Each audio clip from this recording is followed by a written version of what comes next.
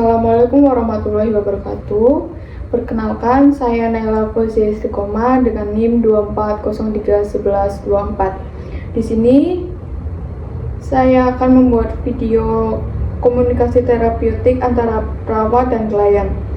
Klien bernama Nyonya A, berusia 60 tahun dengan kondisi anemia yang menyebabkan tubuh lemas dan beresiko mengalami jatuh. Perawat S sedang bertugas pada shift pagi dan akan melakukan bed making karena kondisi tempat tidur klien yang kotor. Dalam interaksi ini akan ditunjukkan bagaimana hambatan komunikasi terapeutik dapat terjadi serta bagaimana perawat seharusnya bersikap dan dalam menghadapi situasi tersebut. Berikut berupa videonya.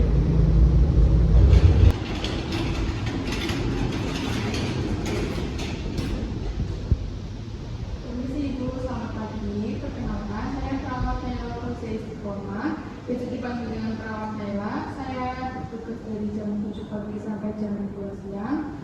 Kalau boleh tahu dengan ibu siapa, ibu bisa menyebutkan nama ibu beserta tanggal lahir. Sembari saya cocokkan dengan ibu ya.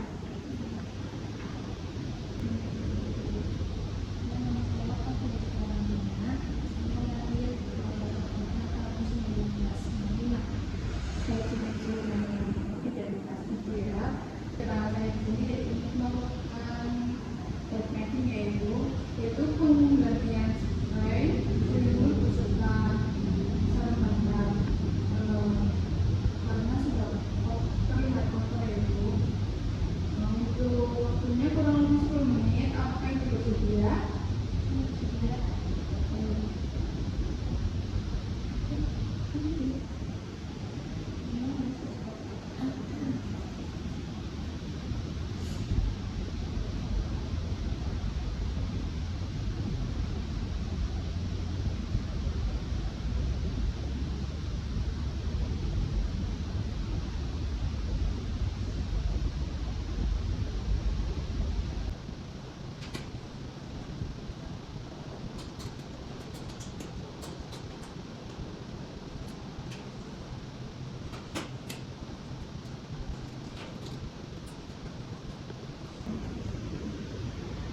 Ibu tetap berada di tempat tidur saja ya, supaya aman. Saya akan pasangkan side lamp supaya ibu tidak terjatuh. Tapi ini prosedur ibu harus menurut. Karena kalau ibu mau saya sebelumnya saya akan mengambil temperatur lebih dahulu ya.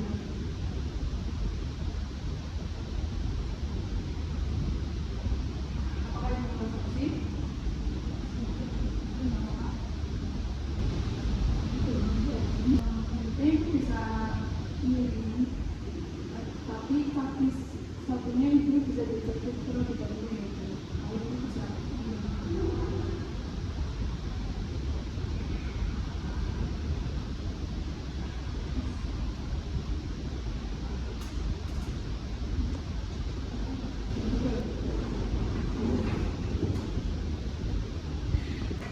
Kan saya sudah bilang, ibu sih tidak mau mendengar. Maaf ya Bu, kalau derajat saya tadi kurang enak gitu ya. Minta maaf, saya bantu ibu terlebih dahulu ya.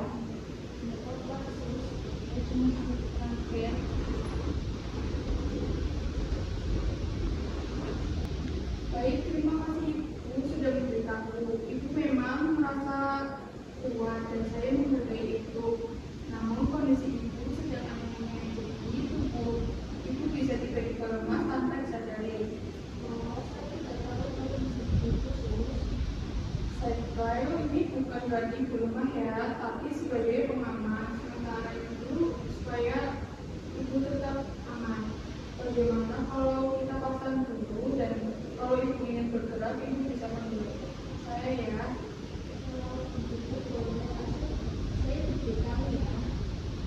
Tentu saja Ibu, terima kasih sudah bekerja sama. Selamat ibu yang baik, saya pasang terlebih dahulu.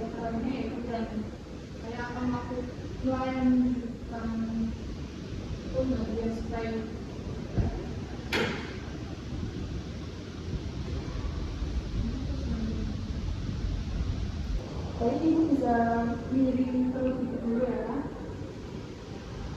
Ya, Ibu.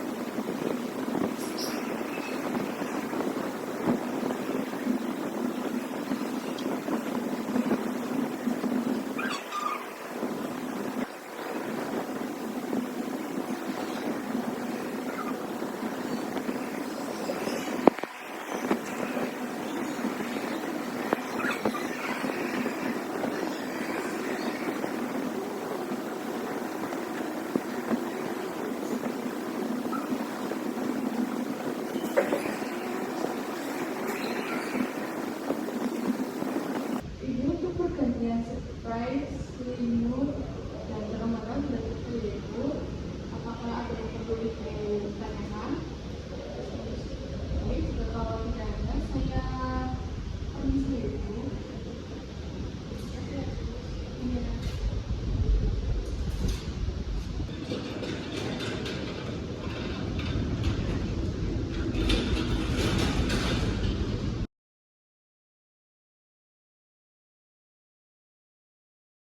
Pada awal interaksi, perawat menganjurkan pemasangan side rail sebagai upaya pencegahan resiko jatuh.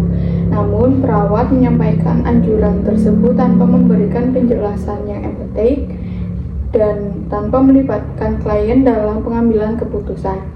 Hal ini menyebabkan klien merasa tersinggung dan menolak anjuran perawat. Akibatnya, kurangnya komunikasi yang efektif dan kerjasama antara perawat dan klien mengalami jatuh dari tempat tidur. Pada situasi ini terlihat adanya hambatan komunikasi terapeutik berupa kurangnya empati, sikap memerintah, serta respon emosional perawat yang menyalahkan klien. Setelah kejadian tersebut, perawat menyadari kesalahan dalam cara berkomunikasi dan berusaha memperbaiki pendekatan dengan bersikap lebih tenang, empatik, serta memberikan edukasi mengenai kondisi anemia dan risiko jatuh yang dapat terjadi secara tiba-tiba. Melalui komunikasi terapeutik yang baik, perawat mampu membangun kembali kepercayaan klien.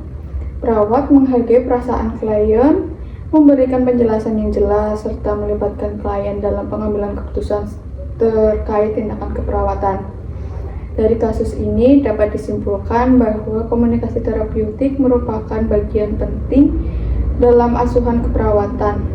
Sikap empati, saling menghargai, dan komunikasi yang efektif dapat mencegah konflik, meningkatkan keselamatan pasien, serta menciptakan hubungan terapeutik antara perawat dan klien. Sekian video tersebut, saya ucapkan terima kasih. Wassalamualaikum warahmatullahi wabarakatuh.